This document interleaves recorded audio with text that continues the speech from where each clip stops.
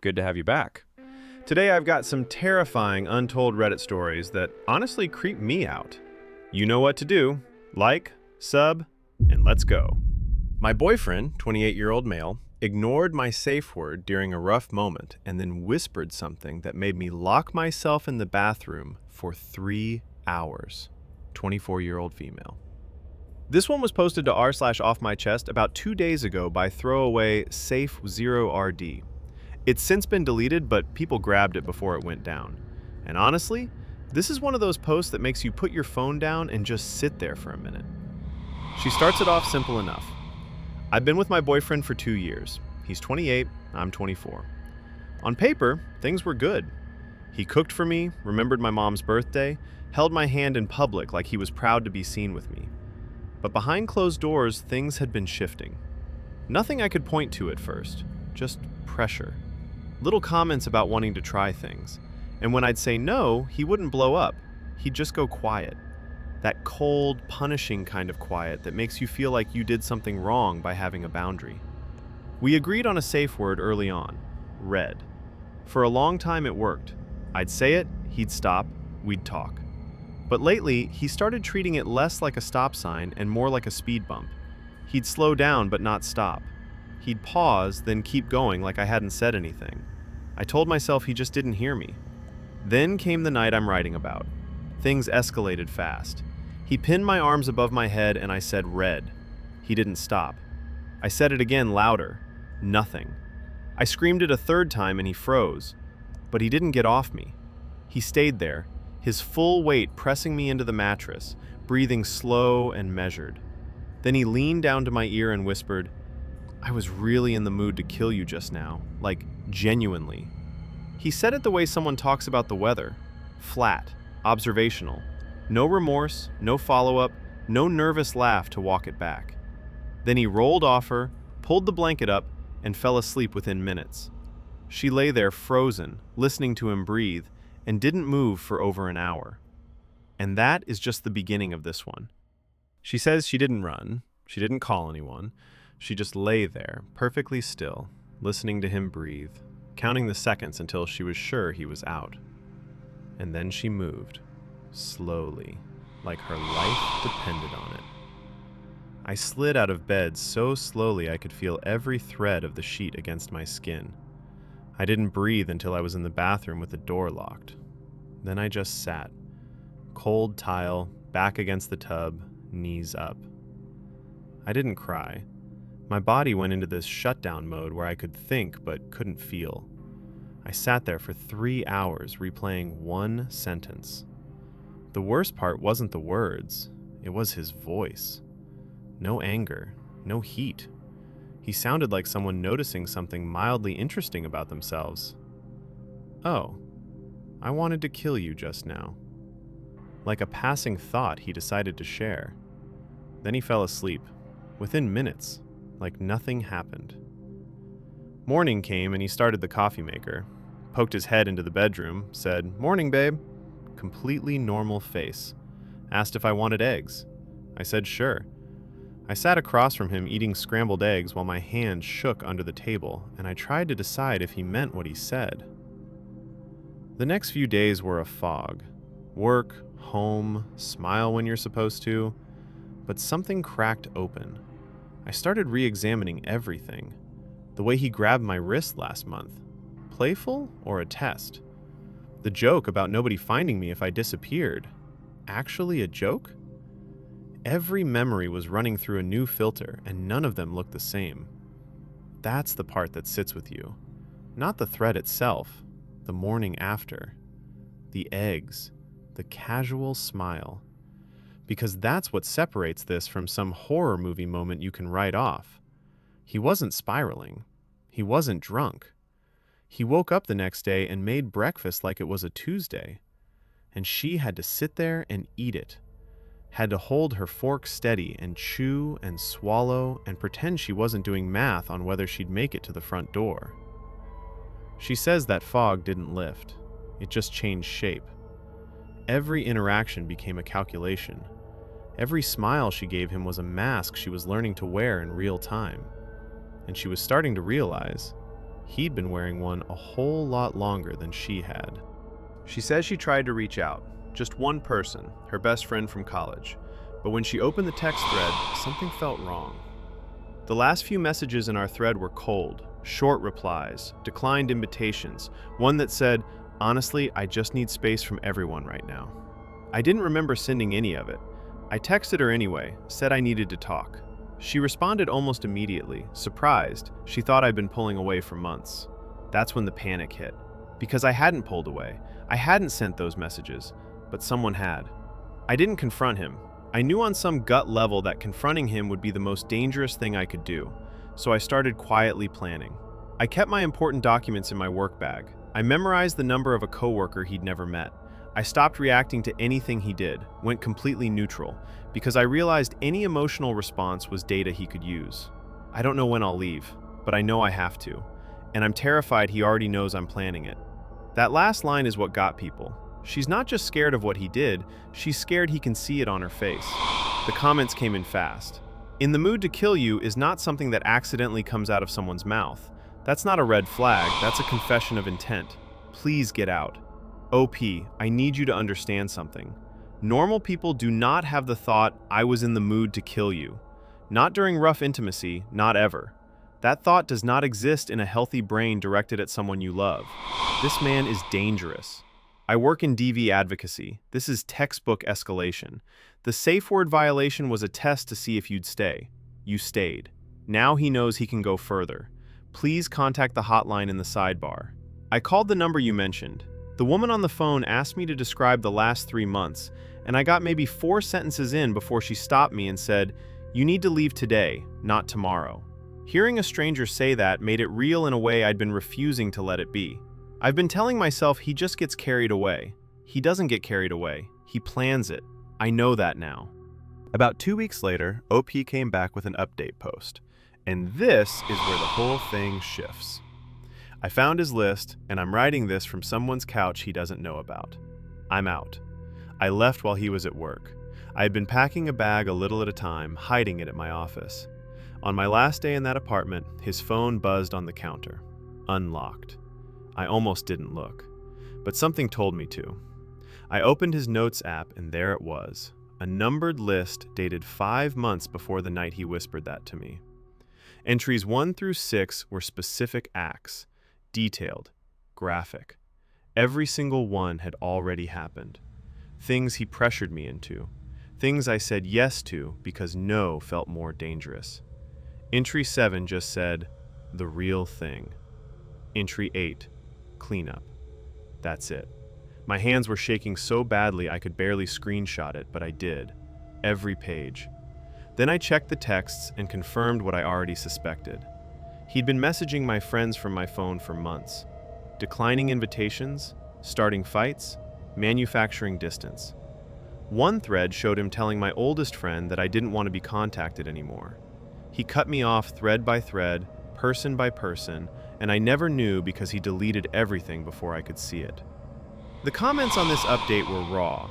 The fact that he fell asleep immediately after saying that is what makes my skin crawl. No panic, no backtracking. He was comfortable with what he said. That's exactly the part that screams, this wasn't impulsive. People who say something shocking by accident get flooded with adrenaline. They apologize, they panic. He treated it like a thought he'd been carrying around and finally let slip because he felt safe enough to. That's so much worse. I'm literally shaking reading this. My ex did the exact same progression. Testing boundaries, ignoring no, then casual threats delivered like jokes. It took me 2 years to understand I almost died. Get out now. And that list, entries 7 and 8, that's the part nobody in that thread could shake. She wraps up the update by walking through what came next. And this part reads less like a Reddit post and more like someone filing a report on their own survival. I went straight to my coworker's apartment, someone he has never met, never heard about, didn't know existed. I filed a police report that same evening and handed over every screenshot. The Notes app list, the texts he'd sent from my phone pretending to be me, all of it. The officer taking the report read through the list and went quiet for a long time after reaching entry 7 and entry 8. Nobody had to explain what those meant. A few days later, his mother reached out. Not to check on me, not to ask what happened. She called me dramatic. Said her son told her I just walked out for no reason and was making things up for attention. I didn't respond. The last things I did were change my phone number, delete every social media account I had, and tell my employer not to confirm I work there to anyone who calls. I sleep with a chair propped against my door every night now. I don't think he's coming, but I don't think I'll ever stop checking. The account went dormant after that. No more replies, no more updates, just gone. One comment on this one really landed. The whisper is what gets me. Not yelling, not in the heat of the moment, calm, measured. That's not loss of control. That's someone telling you who they are while you're pinned underneath them. And look, this is one of those stories where there is nothing clever to say at the end. No neat takeaway. A man made a numbered list. He worked through it. And the only reason it didn't reach entry 7 is because he couldn't keep the mask on for one more night. That's the whole story. If this one stuck with you the way it stuck with me, stay for the next one. It doesn't get lighter from here. My brother, 19-year-old male, sent me a weird text at 3 a.m., and now he's not answering. I'm 800 miles away, and I think something is really wrong. Posted 2 days ago on r/offmychest by Pale Morning Light. This one is heavy from the very first line. OP is a 24-year-old grad student, hundreds of miles from home, dealing with a family crisis that's been building for 2 years. And she doesn't ease into it. She drops you right into the worst night of her life. I, 24-year-old female, am in grad school, about 800 miles from where I grew up. My brother is 19. Our dad died 2 years ago, cardiac arrest, out of nowhere. And my brother never came back from it. Started using heavily after the funeral. Pills first, then worse. Mom and I have been managing it at a distance, but there's only so much you can do when someone won't accept help. So, it's a Tuesday night. I'm up late finishing a paper. Phone buzzes at 3:07 a.m. A text from him. I almost didn't open it because he sends me random stuff when he's messed up. But I opened it. It was barely words. Half of it misspelled, letters mashed together. But you could still read it. I'm sorry. I know you trid. And tell Mom it's not her fault. And then a bunch I couldn't make out. And the very last word in the message, sitting by itself at the bottom. Little Bear. That's what our dad used to call him, every day until the day he died. After the funeral, my brother said he never wanted to hear that name again, wouldn't let anyone say it. And now, it's at the end of a 3 a.m. text that reads like a goodbye. I called him immediately. Voicemail. Called again. Voicemail. 4 more times. Nothing. And that's when I knew. This isn't him being high. This is him dying. That last line. No cushion, no buildup. Just the truth landing like a brick wall. Alone in a tiny apartment at 3 in the morning, staring at a phone that won't ring back, 800 miles from the only person she's trying to reach. So now she's standing in her grad school apartment at 3 in the morning. Brother won't pick up. Second call goes straight to voicemail. And she does the only thing she can think to do. She calls their mom. And what follows is one of those sequences you read and you can feel the clock ticking in every single sentence. I called my mom at 3:14 a.m. She picked up on the 4th ring, sounding half asleep, like she thought maybe I butt dialed her. I said, "Mom, wake up. Something is wrong with Ethan." I read her the text, word for word. And I heard it happen. I heard her go from annoyed to confused to absolutely terrified in about 10 seconds flat. She said she was getting dressed. I heard her keys. I heard the front door slam.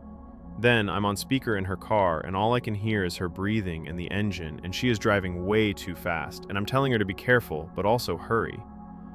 She gets to his apartment in maybe 8 minutes. Lights are off. She's knocking, then banging, then screaming his name through the door. Nothing.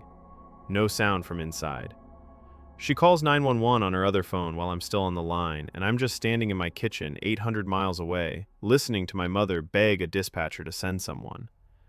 I started pulling up flights on my laptop. I Googled how long is the drive. 12 hours. I pulled my suitcase out of the closet.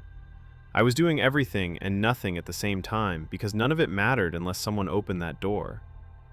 Every time my mom went quiet for more than a few seconds, my whole chest would lock up because I kept thinking, that's the silence. That's the one where she stops talking because there's nothing left to say. And that's the thing about this part of the story. She's not watching it happen. She's not in a hospital. She's not even outside that apartment door. She's pressed against a phone speaker in a kitchen 800 miles away, listening to her mother fall apart in a parking lot. She can hear everything, and she can do absolutely nothing. The distance stopped being geography somewhere around the time her mom started screaming through that door. After that, it was just cruelty. And then the worst part started. Not the panic, not the phone calls, the waiting. I could hear the sirens through my mom's phone before she even said anything. That sound. I've heard sirens my whole life and never once thought about what they actually mean until they were for someone I love. My mom was told to step back from the door and wait by the stairs. So now I'm listening to nothing. Just these distant voices I can't make out, radio static, and my mother whispering prayers under her breath. The same ones she said at my dad's funeral. I kept saying, "Mom, what's happening? Mom, please!" And she just kept whispering. Then there was this loud bang. The door. My mom screamed. I heard it through the phone, and I swear my body just gave out. I was standing in my kitchen 1 second, and the next I was on the floor. Linoleum. Cold. I remember that. A paramedic said something, but it was muffled and far away. My mom could barely get words out. She whispered, "They found him. They're working on him."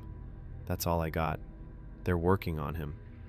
I stayed on that kitchen floor for an hour, phone pressed to my ear, listening to nothing. My brother's life was being measured in someone else's hands 800 miles away, and I was sitting on a cold floor in a grad school apartment, holding a phone like it was the only thing keeping me alive. The comments on this one were heavy. I work in EMS. The fact that they got there and he still had a pulse means someone's timing, probably yours, saved his life. You did the right thing calling when you did. Thank you for saying that. I keep replaying it and thinking I wasted time. I tried calling him 6 times before I called my mom, and each one of those rings was probably a minute I didn't have. The paramedics told my mother it was close, like really close. I don't think I'll ever stop hearing my mom's voice when she got to his door and it was locked. I am so sorry you're going through this.